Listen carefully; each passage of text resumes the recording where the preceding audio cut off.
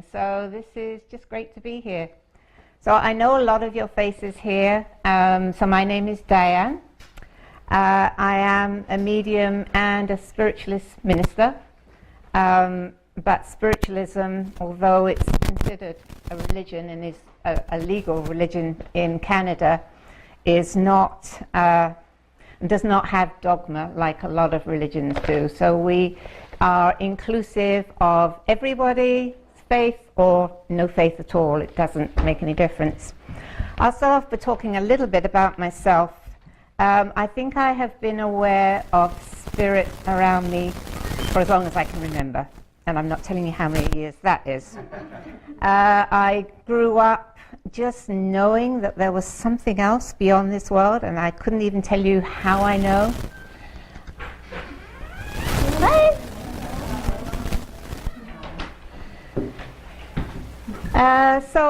As a child growing up, and as a teenager especially, I had a lot of different experiences that led me to question a lot. But then I got married quite young, had a family, was raising my family, and then at about the age of 30, my father passed away. And that really got me thinking. I'm sure for many of you as well, you know, when you have somebody that close to you that passes, you really start thinking about things. And I met a lady, and she did tarot cards, and in amongst all of that, I suddenly asked her, do you know where there's a spiritualist church? And this is back in England. And she said, yeah, there's one, you know, and it was in a place called a Yeovil in Somerset. And a friend and I went there really just for fun, just for a laugh, really, just to see what it was all about, all these weird people, you know, that could talk to dead people. And I walked into that place, and I thought I had gone home. It just felt right. My friend never went again, but I did. I kept on going, in amongst raising a family, and many of you know how busy that is. And the mediums would take the service, and a lot of them kept coming to me, and you know, my grandma would be there telling me things, and the mediums would be saying to me, one day you'll be up here doing this. And I'm saying, no, never, not going to happen. Anyway, I sat in a little bit of a development group back in England for a while, but I was much too busy, really, to pay much attention to it. And then we made the momentous decision to come to Canada.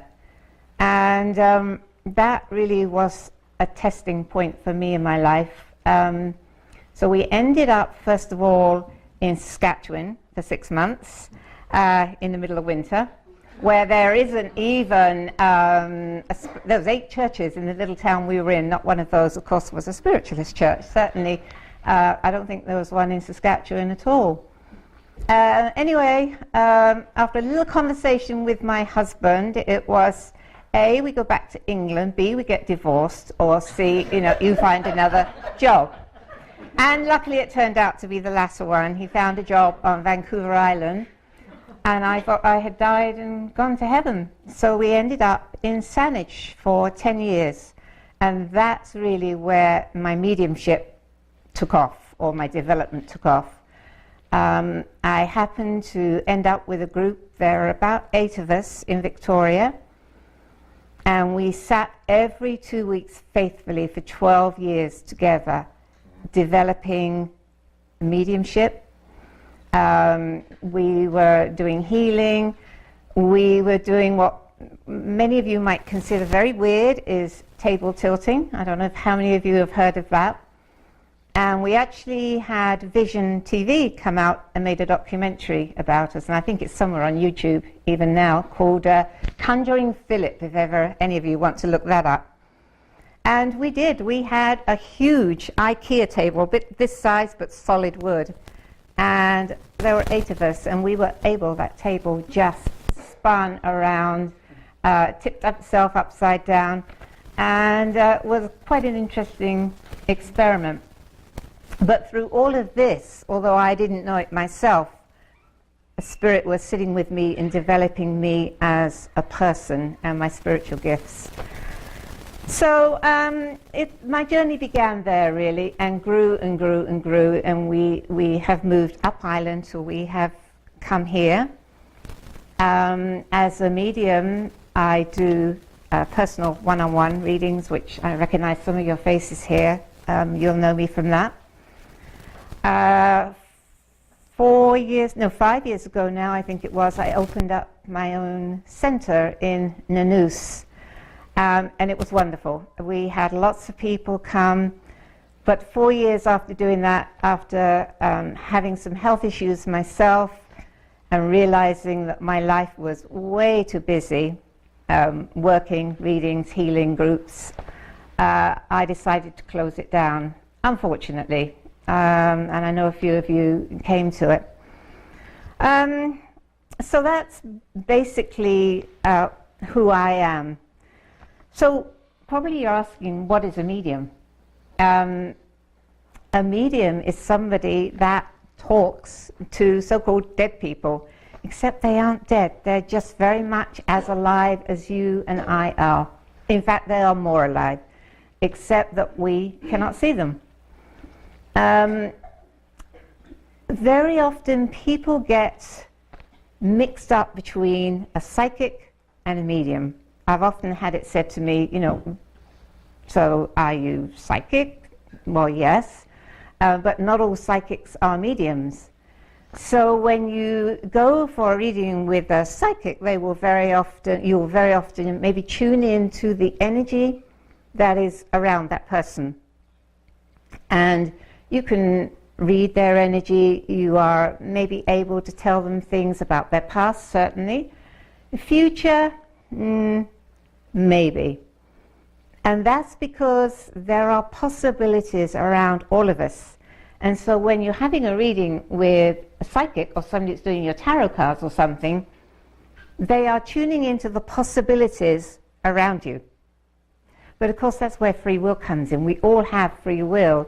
And so some of those things do not happen. I'm sure you've all been, right, to mediums and psychics, and they say things and you're waiting for it to happen, A medium will never tell you the lottery numbers, because if they did, we probably wouldn't be sitting here ourselves.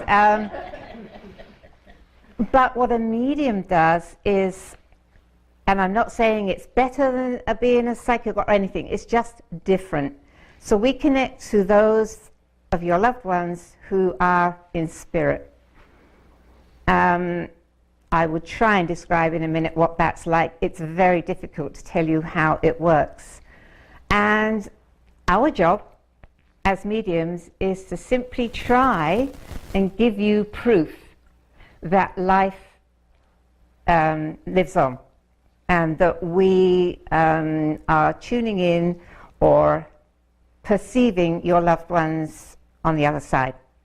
And we do that by asking them for evidence of who they were. Mediums in the past, at the turn of the century, were very often able to get names, addresses, things like that. They were amazing. But they didn't have television. And they didn't have internet in those days. So what did they do? They sat in their evenings and held seances. And they were interacting with spirit more so than we do now. And so they were able to get that development going. I think I lost my water in my bag just at the side there. Thank you. So a medium is somebody who will bring through your loved ones. Can we call them up? No. They come if they want to, and they come on a link of love, always. But it's not like we can dial them up and say, hey Fred, are you there? Can you come through and speak? Sometimes some pretty stunning evidence does come through. It's quite amazing. How does it work? Well, they draw near to us. We're energy. We are all energy. Hopefully you all believe that. We are spirit. So we're energy. They are spirit. They are energy. So they draw near to us. I, as a medium, am extending my energy field, and that way they are able to give me pictures, they give me words. I personally work by a lot of feeling, probably from the solar plexus. That's where I feel a lot of it. And listen to what they're saying and give you what they're saying. They will not come through and tell you how to live your life. I've never had that happen. Very often when you've got your granny there or your mum or your dad there, they certainly come through and they very often have an opinion about your life, and they will certainly give it. And it's up to you whether you accept it or not. And that's pretty much how mediums work. Of course, there is way more, I'm sure, to the world unseen than we know, right? It's beyond our comprehension, I'm sure. And that there are different levels in spirit. And even to the world of non-physical, like angels. I don't know, I've never really, as far as I know, talked to an angel, but for sure, I'm sure they exist. Spiritualism is a philosophy and a religion that dates back to 1848, the modern version of spiritualism. But of course, talking to the world unseen has been around for as long probably as we've been, on this earth plane. And I hope I don't upset anybody here by saying this, but I actually believe that Jesus was probably one of the greatest mediums. He was a healer, he was a teacher. If you read the Bible, what some of the Bible says, and get past all the dogma, all of the miracles and the amazing things that Jesus did, is what mediums to some degree do. So spiritualism developed from the middle of the 1800s, and I guess had its kind of heyday at the turn of the century, and then into the World War I and World War II. There was a lot of seances held, a lot of things went on in dark rooms, and it has developed from there. These days, what you see in public and what you see maybe on your TVs with the, the big medium names on TVs is what we call mental mediumship. And maybe we're mental, I don't know, but that is the clairvoyance, the clairsentience, which is feeling, the clairaudience, which is hearing. That's what you're seeing. What a lot of you don't see, or maybe you do, I don't know, but what most of you don't see is the private, behind-the-scenes mediumship, which includes trance mediumship and physical mediumship. How many of you here have ever heard of physical mediumship? Any of you? No. So physical mediumship, and I have truly witnessed this back in England when I went to the Arthur Findlay College in Stansted, is when you have a physical medium, and I'll explain what that is later, and they produce something called ectoplasm, which is in our bodies. And under certain conditions, and with much training and dedication and sitting together as a group, they can materialize people from spirit. Things will move around the room. I have witnessed incredible things flying around in the air, things moving, bangs, and actually the moving of the medium from a room about this size, from one end of the room to the other end of the room. It is mostly held in the dark. There will sometimes be a red light. The reason it's held in the dark is because if light is shone onto that ectoplasm, it will quickly go back into the medium's body and cause injury. Very dangerous. In fact, there have been mediums in the past who were physically injured and burnt because of this when it goes back into the body. And so they are trying to work, they are trying to develop spirit hour ways that this can be performed in daylight. Because obviously, you know, people think, oh, there's fraud going on here.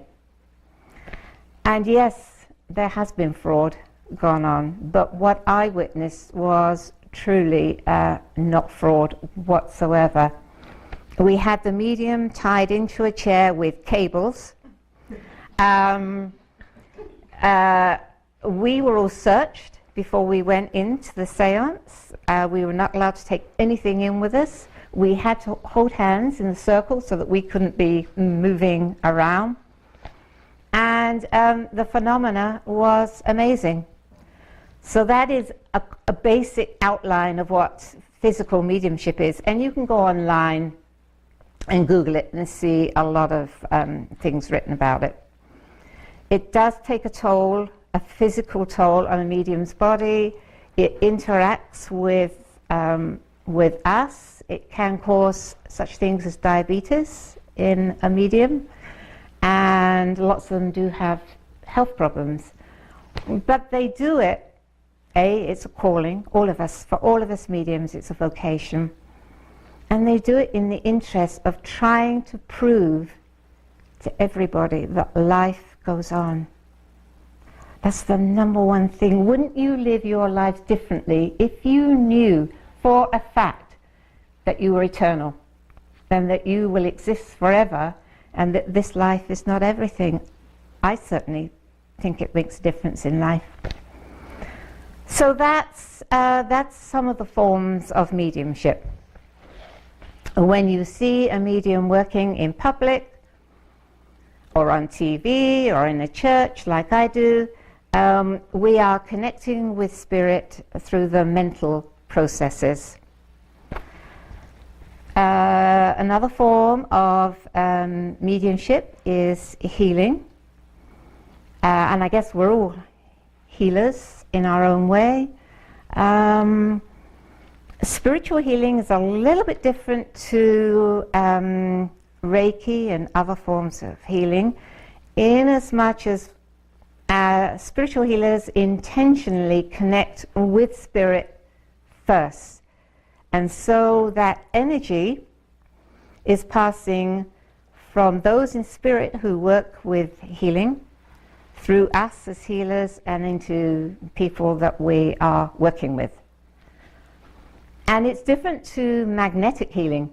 Magnetic healing is using our own energy and our own forces to try and effect a healing in somebody. That will quickly drain your body, very quickly. Sometimes people don't know the difference, but by connecting with that power that's in the universe beyond us, we are channeling, I guess that's the word to say, through us and into the person. I like to say always to everybody, it is spiritual healing. And sometimes, yes, for sure, we affect the physical body, but the aim is to heal the spirit first, the soul. Because we are souls and spirits with a body, not a body with a spirit. We are first and foremost spirit. We are souls. And so, if we can heal our spirits, or if we could heal our souls somewhat, I truly believe our bodies fall into line.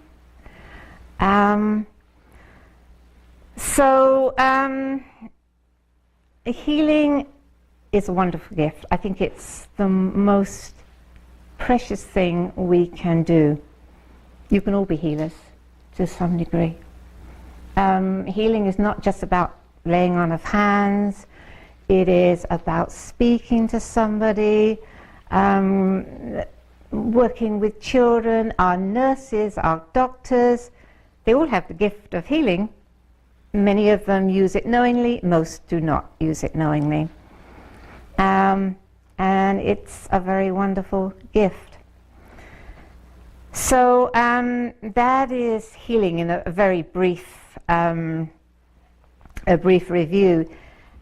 if you ever want to check out spiritual healing, I recommend you go online and Google Harry Edwards. He was a very famous healer in England. He was also a medium, but his first love was healing, and he was pretty amazing healer. He used to fill the Albert Hall in England, and if any of you know England, you'll know how big that is. And in fact, some of our old-time mediums in the past, who very many great names in spiritualism, some of them could stand in a hall like the Albert Hall and produce the most amazing evidence for spirit. How they ever had the guts to stand in front of thousands of people, I don't know. But that is the power of spirit.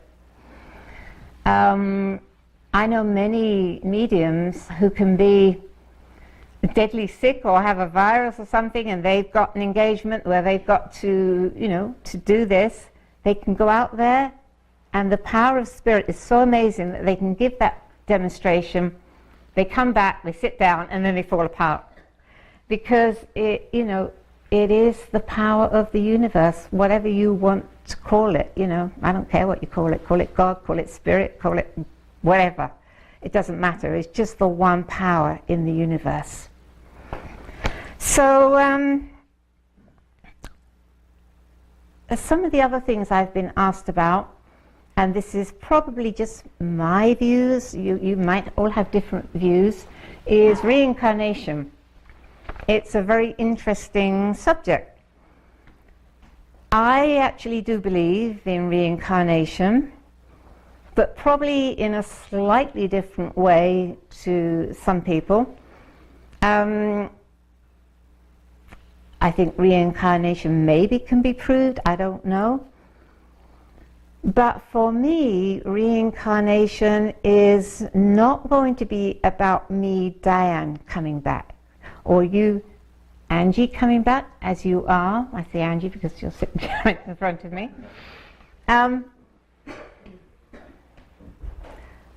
We belong, I believe, to a much bigger soul than just what we are here, if you want to call it a group soul.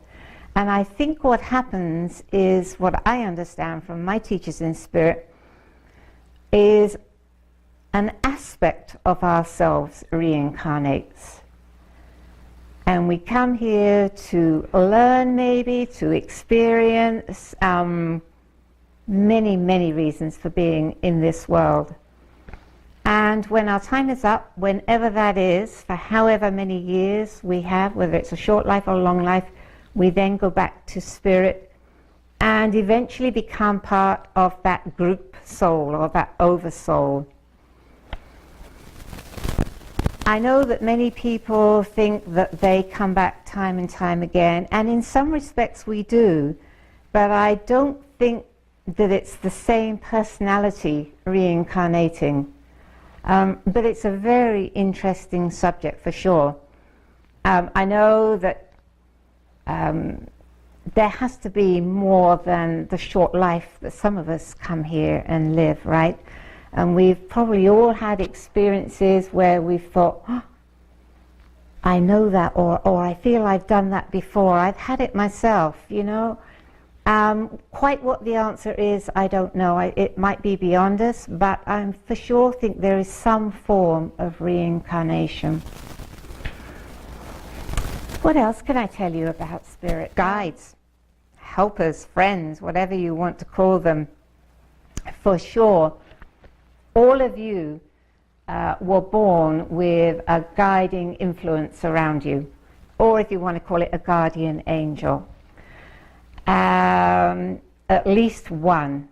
Many of you will have more than one. I know because I'm working with spirit, I have quite a few of them.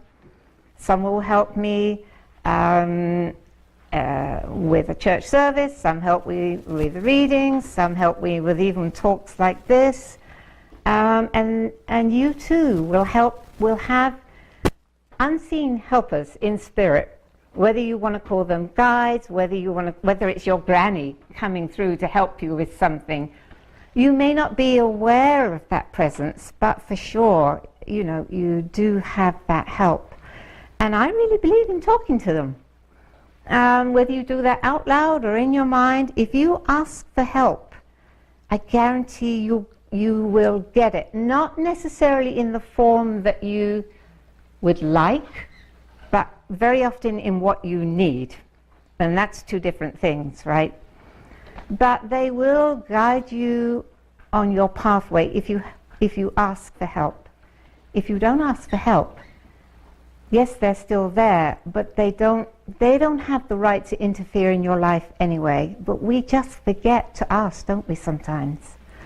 And whether, it's your Uncle Fred or whoever it is, they want to help us. They want to inspire us. They just can't lead our lives for us. I also believe, and this goes back to healing, that a lot of you who are healers or doctors or nurses will have guides in spirit who were doctors and nurses in this world.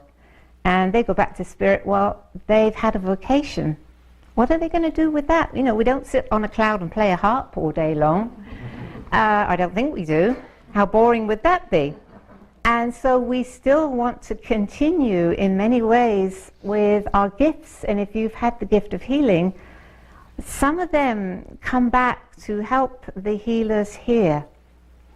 And doctors and nurses, I have seen them. I actually run a healing group. I was with them this afternoon. And two of them, for sure, I saw doctors working with them. It was an amazing thing to see. And we get quite a lot of evidence about what they're doing. So I know that they are still working with us. And the same with animals. They live on as well. I have to tell you, your beloved animals are on the other side. When I've done readings, I've very often had cats, dogs, a couple of horses, a rabbit once, and even a snake. Now, I can't tell you that snake was coming to talk to me because, it's not quite like that. But I had a picture of the snake, and the lady was saying, "Oh, my goodness, that's my snake." I can't remember the name of it now. And she was quite thrilled. And they, very often in a reading, there'll be a dog there sitting at the owner's feet with its tail wagging. So, I know we grieve our pets, don't we? They are like our friends. But if you can truly believe that they are still living on, I think it helps the grieving process. So that's kind of a brief outline of my beliefs. What I believed, I guess, 10, 15 years ago is not what I believe today. We are evolving, aren't we? We're learning all the time.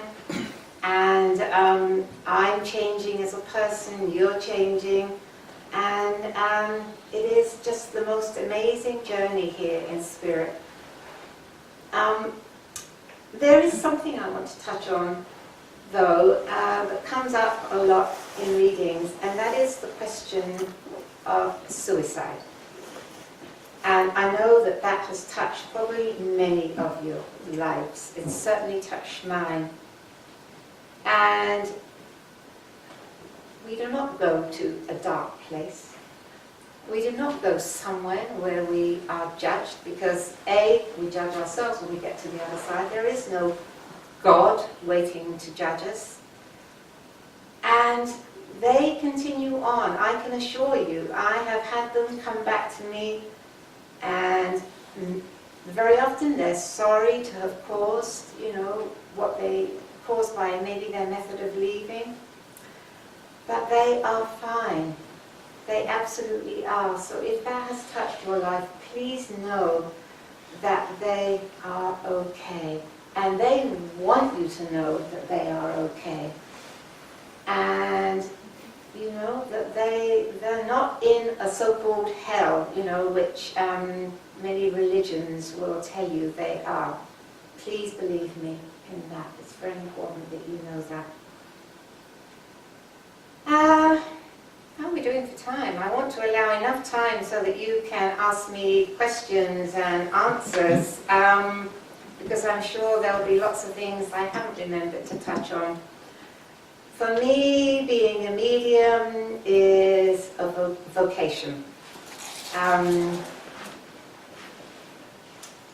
I think also, to a certain degree, the gift of being a medium or being psychic, if you like, it can be inherited.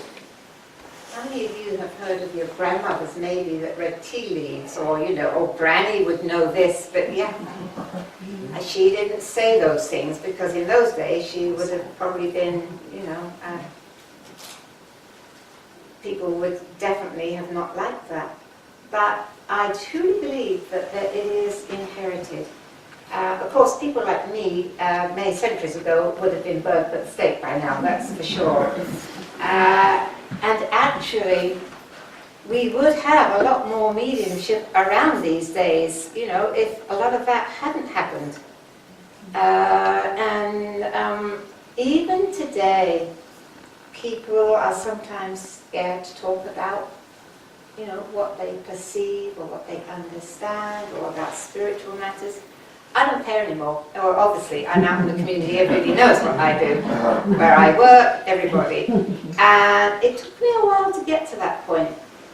But I love my work. I love spirit, I have to tell you. I love those that work with me. Truly, I love them. And I feel very privileged to be able to work with them. It doesn't always work. There have been times when I have people come to me for a reading. Hasn't happened. And I'm really, really honest with people. I will say after the first 10 minutes, if I'm not connecting with your loved ones, I'm sorry, but for some reason I'm not able to do this. And then we'll very often pass them on to somebody else. Who knows why or why not that works. We are energy, we are connecting to energy, and so we all probably know how that works, right? Or doesn't work at times. It can be to do with the person that's come for a reading. It could be to do with the medium's own health, maybe, many reasons. But on the whole, you know, it really does work, and it really, I think the thing that I would most like to say is that it's healing. I like to really think of myself as a healer. If you can provide, not necessarily that, for sure, grief does not go away, but if you can help somebody in their process of grieving, and giving them even something to go away and think about, for me, that means an awful lot. Some of you may feel like you have gifts yourself. You may have had experiences. Go on searching. I really beg you to go on searching, because you may come up against, you know, a wall. Go a slightly different way, and try to understand what it is that you are receiving or what's happening around you, and find somebody to talk to about it. Spirit can do all sorts of amazing things. They can certainly interact with technology. They love changing iPads and things like that. I have had my life saved definitely a few times by spirit, so obviously it wasn't my time to go, but the one that sticks in my mind is when we lived in Saanich. I woke up in the middle of the night with a loud, about 2 o'clock in the morning, buzzing in my ear, and couldn't think what it was, put my head down, went back to sleep. A couple of minutes later, the phone is going. Now, this is 2 in the morning, right? And you must probably understand what that's like. So I dashed out of bed, ran to the sitting room thinking, oh my goodness, what on earth has happened? Picked up the phone, and I think it said something like, no name, or, you know, didn't know who it was. Anyway, no, saying hello, hello, nobody on the other end. Put the phone down, I turned around and I had left candles burning, and they had caught alight little pine cones that they were sitting on. So my life was saved. And all of a sudden I was aware of an overwhelming feeling of my dad right by me. And there's been lots of other circumstances and lots of other amazing experiences that I've had, too numerous to mention probably. And I'm sure that you would have stories, if I was to talk to all of you as well, of amazing things that happen. And sometimes you go, no, that's not really, you know, that's...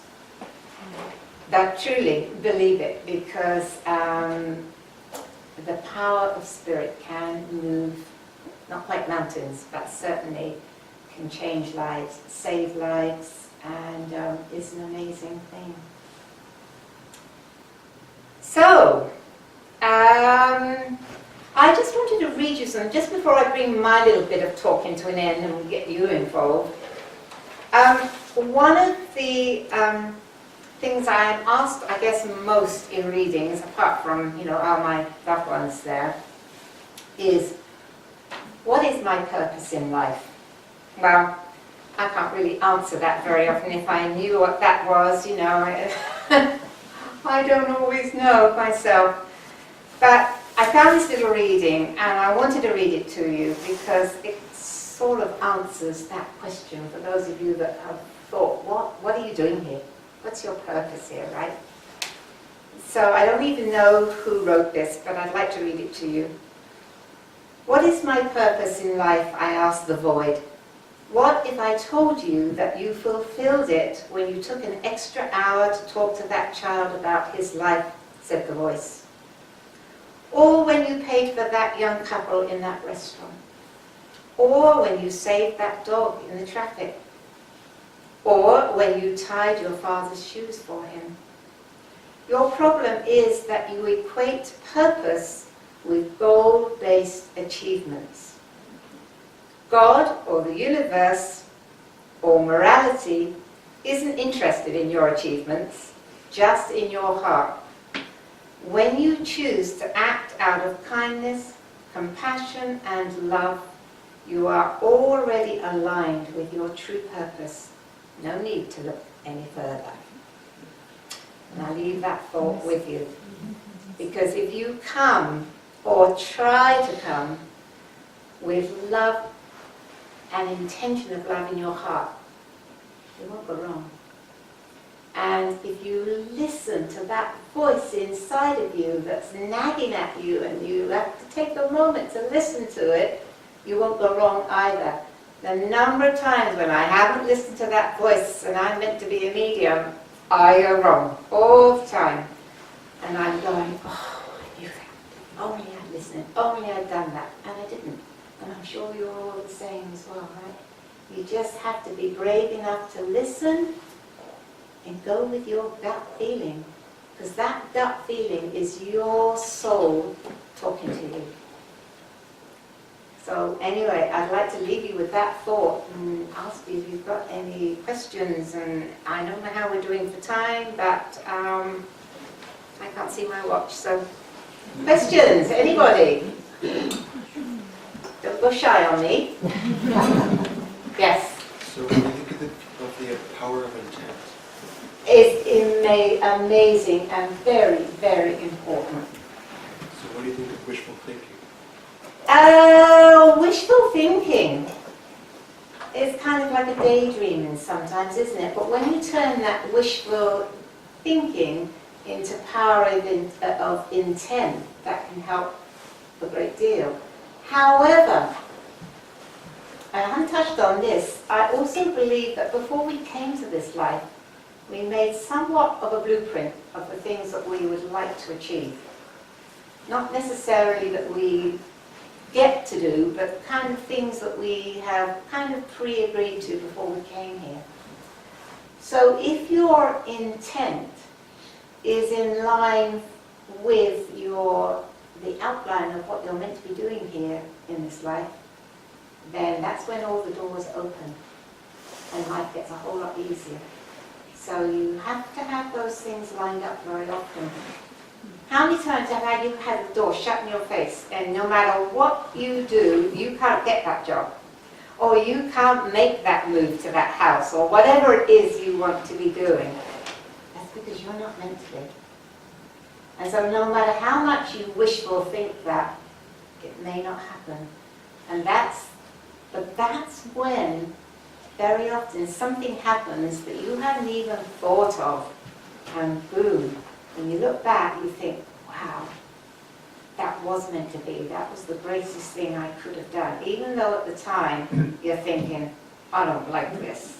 When I was living in Cobble Hill, I was just training to be a minister. It took me 4 years before I was ordained.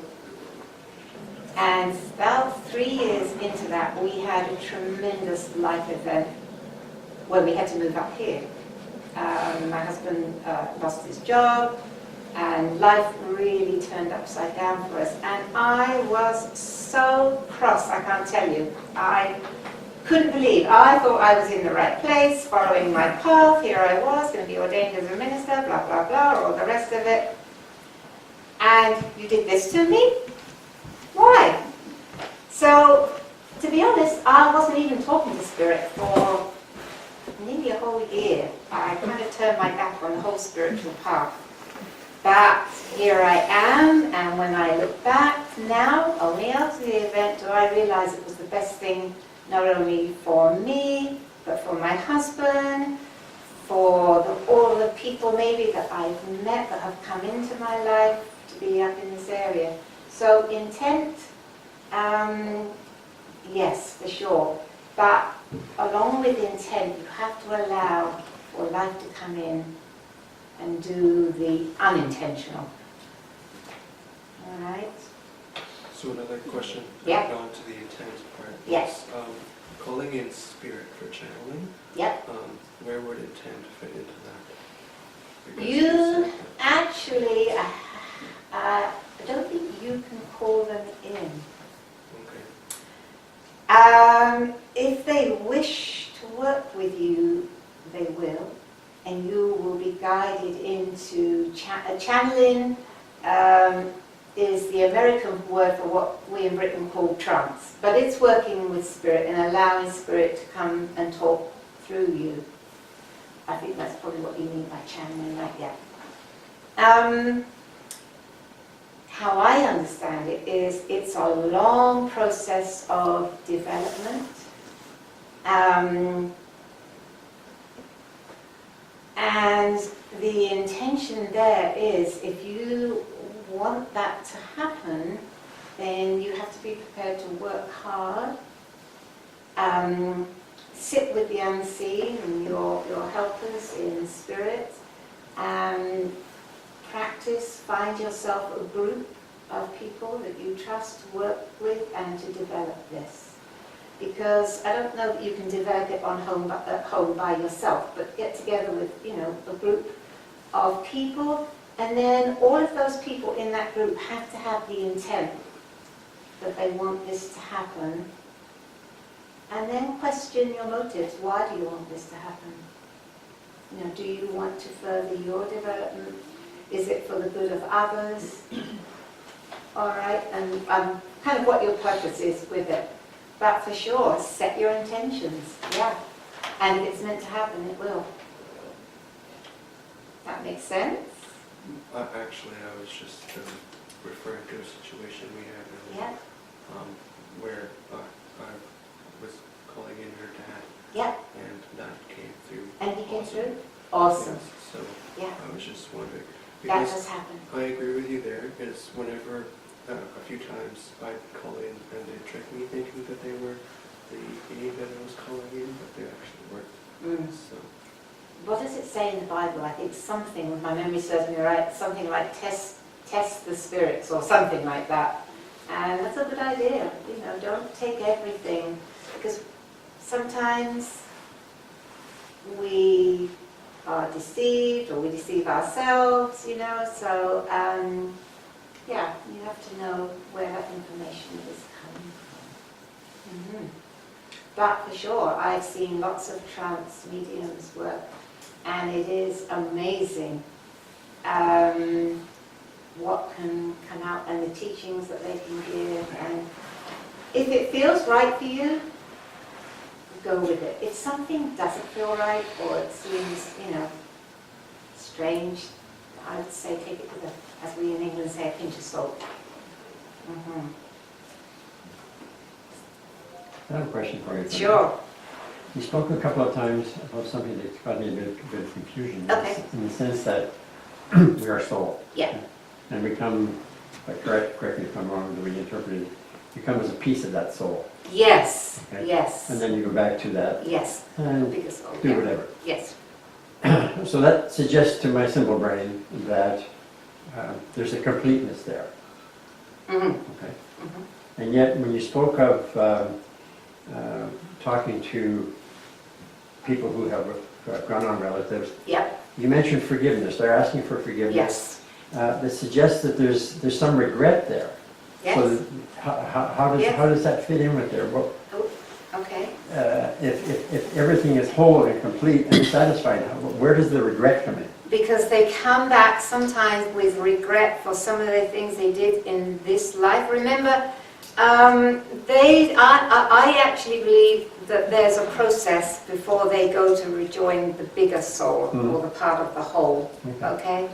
And very often they, as that soul or that personality in this life, you know, me as Dianne maybe wants to put some things right that I didn't put right here. They'll very often use a medium, if there's one available, and to say, I'm sorry for what I said for you or for what I did. Okay? Okay. And that's just my understanding, or how, you know, when I've done readings, how that appears to be. Yes, they're part of a bigger, I guess, family of souls or group of souls. Okay.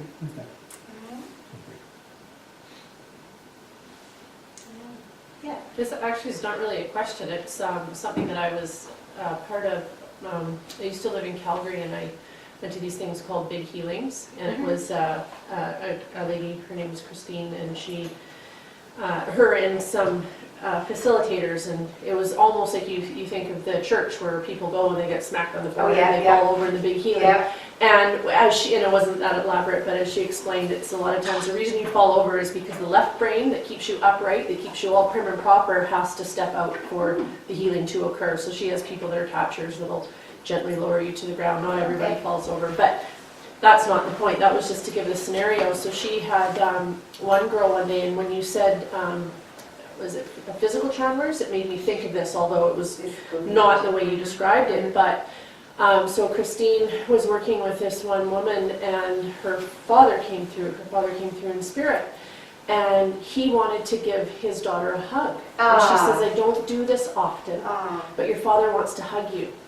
And so she got permission from the girl, and so her father stepped into Christine's body, and the woman felt like it was her father, a different size, a different stature than what Christine was that was hugging her. It was really quite nice.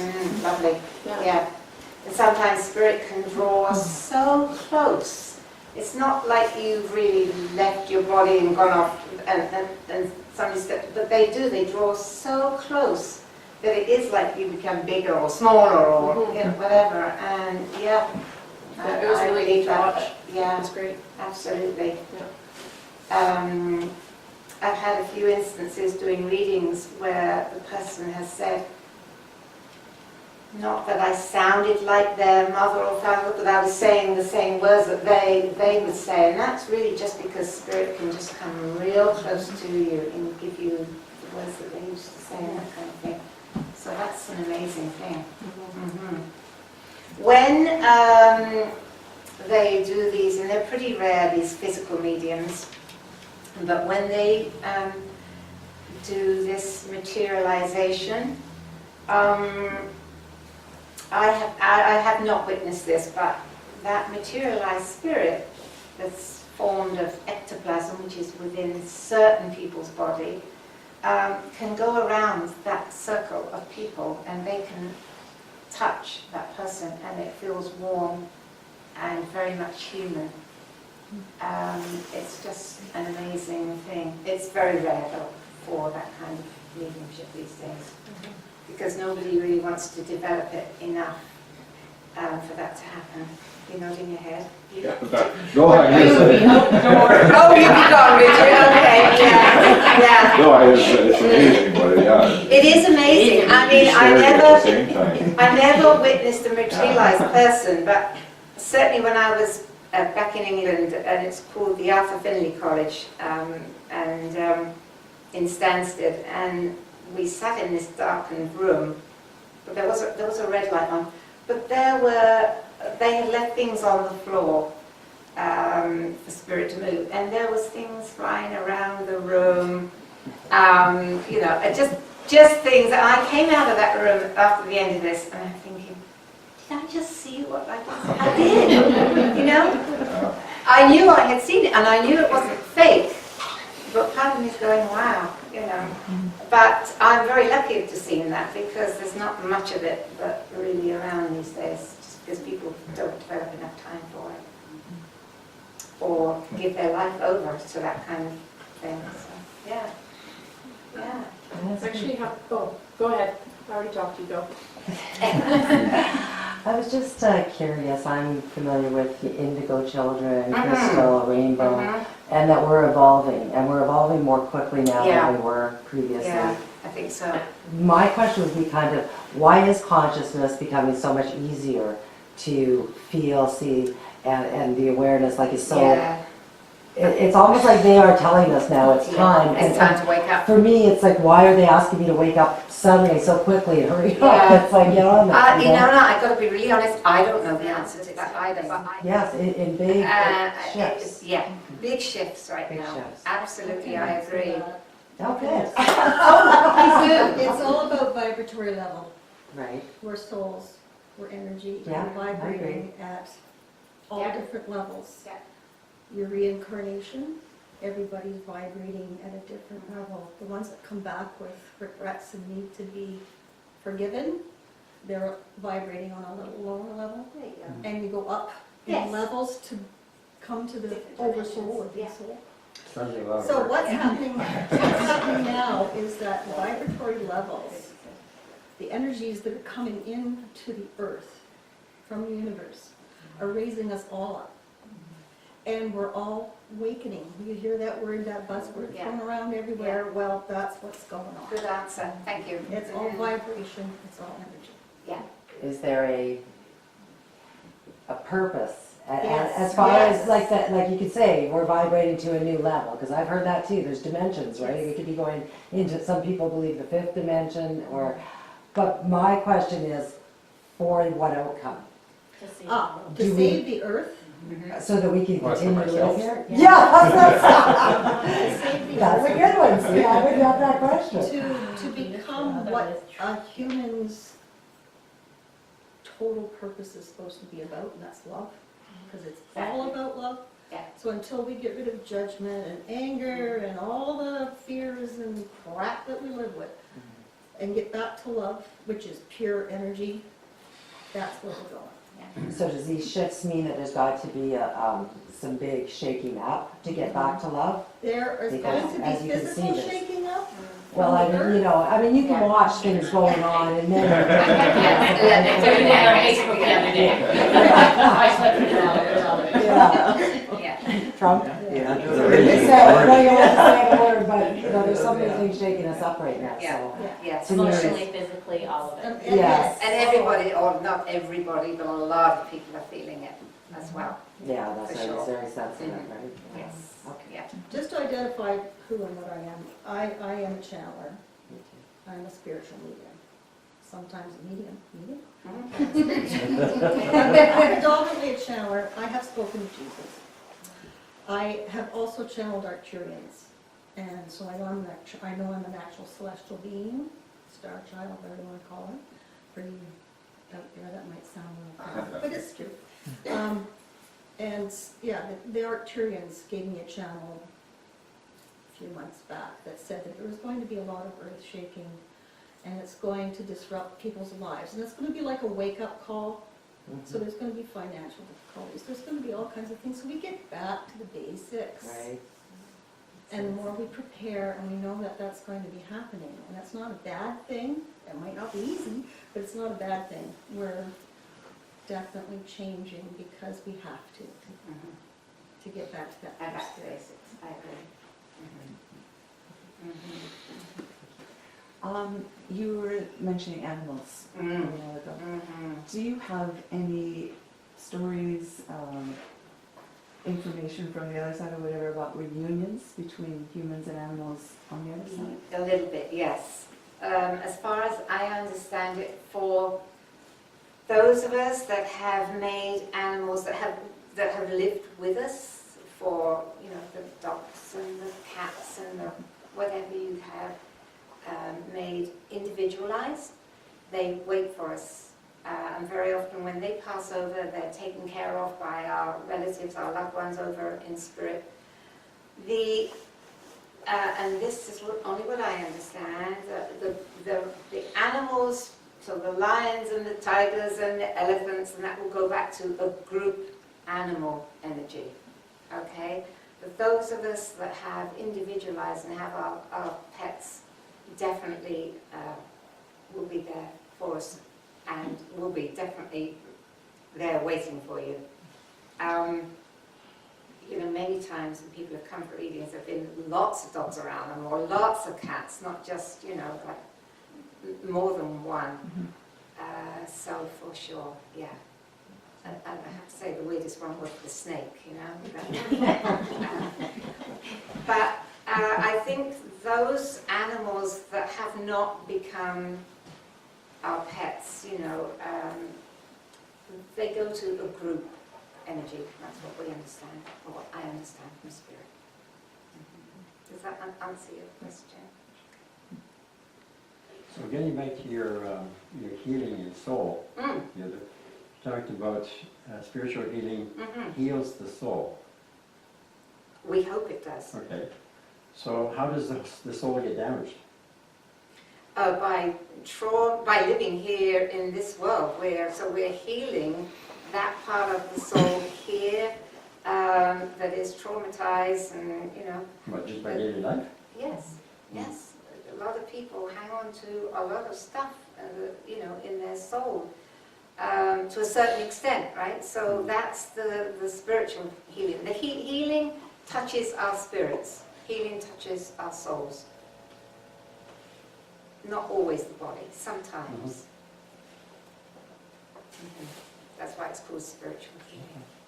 Because very often when you're carrying a lot of emotional baggage, or things that have happened to you, some of the terrible things that have happened to people in their lives, it definitely affects their physical bodies and can manifest as illnesses of all sorts. I don't say that that's always the case, but for sure it happens a lot. But is that the soul or just the humanness, like the ego That's side? the humanness. That's what I'm saying. Yes. The soul itself The is soul, well, intact. yeah, I But think it's not you're really- right. It's the trauma that affects. Yes. And then we Yeah. have to find So, out the original. yes. The soul is Yeah. telling us that we. And I think there's a difference between our spiritual bodies and our soul. Mhm. So the soul, I think, manifests through our spiritual body. So the spiritual body is what you have when you first go over to spirit, right? You will manifest in this, and for as long as you want it to be, until we realize we don't actually need a spiritual body, right? We're just soul. We're just a pure soul. You lost me there. Okay. Sorry. You're talking about the difference between a soul and a spiritual body? Yes, I am. And the difference being? The spiritual body is an identical copy of the physical body. And for as long as we need it in spirit to either identify us, or we want to hang on to that spiritual body, we can have it. We don't have to have it. We're soul, but that's how I understand it, right? So I know some people use both those words to mean the same thing. But from what I understand, the spiritual body is, if you were to see, say your father or your mother in spirit, say they were to manifest before you, it would be in the body or the outline that you would notify. Yes, their spiritual bodies. Okay. Doesn't mean that you have to have that in spirit, but when we first get over there, we are the same as we are here, and we think we have to have, we are what we think. And if we think we need that body, then we can have it. Same as if we think we need a house to live in. We won't really, but we can have that. We create with our mind. We create with our mind in this world, and we create with our mind in spirit. So does that suggest that the state of mind that you're in when you die is a state of Mind you are in when you pass over? eternal being? Not eternally, but first to start with, when you get over in spirit, yes, I do believe that. I don't believe that you suddenly, and this is just what I understand from my teachings, right? That very often you are what you are when you first pass. Well, that raises another interesting question in the sense that if you find someone who has been indoctrinated into a practice, a religion or whatever, and they've been conditioned to believe a certain thing, they'll still believe it and until they're ready to. And that's what happens to them? Yes, very often.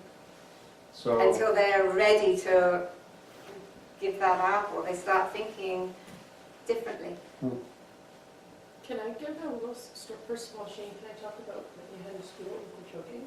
Because I think this is very similar to maybe what you're talking about. So we moved here. Shane's a few years into learning his abilities now, but when he was first new at it, all these things were going on and he didn't necessarily know it. So we moved here in September of 2014 and he was in his grade 12 year. And he was having a hard time. I got called, I worked really close in town to where the school was, and to go pick him up. He was literally getting choked. Had him in the car. We knew a psychic medium healer, I can't remember her name now, that I was put in touch with, and we gave her a call. And while we were talking to her, he was literally getting choked, and they wouldn't let him go till he was almost ready to pass out. And that was terrifying for me to watch, right? So what we were told what was happening is that all of us people in bodies, spirit in bodies, have all of these entities that are attached to us, whether they're just attached to us or they're family. But these ones, like you're talking about, that they, I guess for lack of a better word, they wake up dead one day, and they don't really realize they're very attached to this earthly plane. They've got things that they didn't, they just have these beliefs. So what was happening with Shane is when someone like him, who has this huge capacity for healing, would come into an environment like a school, when you've got hundreds of people in there with potentially hundreds more attachments, the spirit would look at someone like him and see him as a threat. So they were literally trying to take him out and make it so that he could not be in that environment anymore, because just by him being in the room, things are happening and things are healing. And again, he's not necessarily special that way. It happens with a lot of us. But so to go on about the belief of spirit when it passes on, he was told to draw a cross on his chest. And as soon as he did that, it was like it was a complete release. Like and it happened a couple more times. It was a testing, and she just said, if ever that happens to you, just draw a cross on your heart. And so I said to her, I said, how does that work? Because we don't have a belief in the cross, right? I believe Jesus walked the earth, but different story. I don't necessarily have a belief in the cross, right? And she says that doesn't matter. They believe it. So they see it as a threat. And that was enough to get that spirit to leave him alone. So that's just an experience that we had. It doesn't really address my question, though. No? No. Sorry? I'm talking about creating a state. If I create a state, if I say I was raised a particular fashion, and I just spoke of earlier about heaven and hell, and if I be conditioned to believe if I don't behave myself, I'm going to hell. If I have that thought when I die, is that what's going to happen to me? Very likely. It could be you would create, it wouldn't mean that their hell exists, But it does but for in me your mind if it that's, might do, so then it exists. Which is kind of like the law of attraction too, though, right, if you think about it. Oh, thanks a lot. Yeah, well, I know. That's what's called out there. Just saying. then you're going with it. Hey, that's your attraction. Mine looks a lot better. Yeah, but I'm married to it. You're gonna come with me. Yeah, I think so. We'll do that. It could be the same on both sides, I would think, right? I mean, Who knows? same as people that believe in religions. I believe that they go to where they believe they will go. That's why. Not forever, but until... No, exactly. Yeah. They go there and, Yeah. you know, Yeah. until they Yeah. realize we're all one. Yeah. Because I believe spirit's in every one of us, but it's the same spirit. It's Yeah. almost like that separation. We are part of We're the the same. one. That's really what that soul Yes. is. One giant soul. Yeah, That's meant to be exactly. connected. And we're just a part of it. Yes. Think of the ocean, That's- and we're yes. like a drop. Exactly. Yeah. I agree. Apparently all the Mormons all go to exactly the same place, but they know Do exactly. they? They have it all, they know ahead of time, Really? they feel the Okay. nerves. Yeah, and Yeah, I you're believe in that. their Yeah. database too. Yeah. Interesting. Yeah. Who knows? But, you know, I sure do not think we're all going to the exact same place. Because A, we wouldn't want to, right? I mean, I can think of a few people I don't want to be with if I get onto the other side, you know? I meant in the crossing, what they'll find when they cross. Yes. Yes. A nice lovely place in nature. Right. Yes, exactly. Or they have it all pictured, they know exactly what they Right. Okay. and that's what they find. Yeah, exactly. We create, I mean, we create our lives here. We're creating all the time. So we're mind, in a physical body. Yeah, for sure. May I ask you something? Sure. The young man? Yeah. The lady mentioned that you had this choking sensation. May I ask, was that a physical sensation? Your throat was being constricted? Or did you feel that there was something on your throat? It was more like weights. Weights? And so, yeah, it was more like it was going through my body rather than like a physical choking. So an external force, so to speak? Yeah, I guess. Can you, Like can you describe it better than that? Hard to describe an experience, isn't Like it? you're underwater, I don't know what to say. I don't know, it's like something's holding. Claustrophobia? He couldn't breathe. From my experience, what I was viewing, his hands were in his throat and he was gasping for air and he couldn't get it. And he was almost at the point of passing out when they finally released it.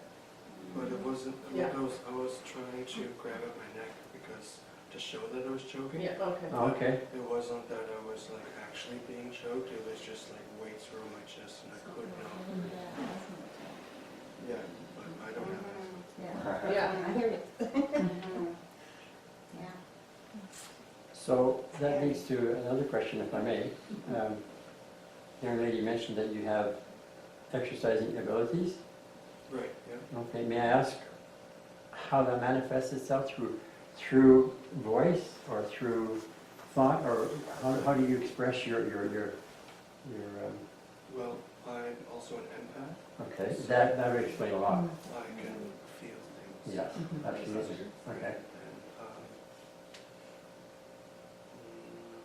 from time to time, I can also use my intuition, although I tend to doubt a lot. Everybody has intuition, it's just whether we listen to it, right? We have a lot of fun sometimes. We talk to different passed on family members and like you mentioned, my father the other day. So sometimes we have a lot of fun talking to spirit.